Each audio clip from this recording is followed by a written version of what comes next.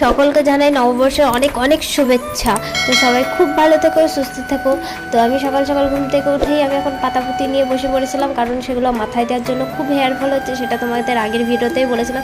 তো আমার দেওয়া কমপ্লিট হয়ে যাওয়ার পর আমি স্নান করে চলে আসি। আমি এখন হচ্ছিলাম রেডি, কারণ আমি যাচ্ছিলাম পড়তে। আজ পড়া ছিল, তো কিছু করার নেই, আমাদের সামনে এক্সাম, সেই কারণে। তো আমি আর আমার ফ্রেন্ড চলে আসি পড়তে। তো যাওয়ার সময় দেখি এখানে ট্রেন লাইন দিয়ে ট্রেনটা হঠাৎ করে চলে আসে, কারণ ট্রেনটা আসার সময় খেয়াল করিনি। তো ভাগ্যিস দেখেছি, করিনি ট্রেনটা। তারপরে আমরা পড়ার ওখানে গিয়ে দেখি সবাই আড্ডা মারছে। তারপরে দুজন দুটো আখের রস খেয়ে চলে আসলাম বাড়ি। তো বাড়ির দিকে রওনা হবো। তারপরে আমি বাড়ি চলে আসি ওকে নামিয়ে দিয়ে।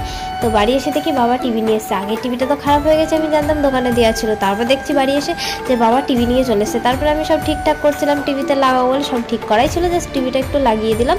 তো আমার নববর্ষটা এভাবে কাটলো। তোমাদের কেমন কাটলো অবশ্যই জানিও। Like, comment, share and subscribe করতে ভুলো না। দেখা হচ্ছে নেক্সট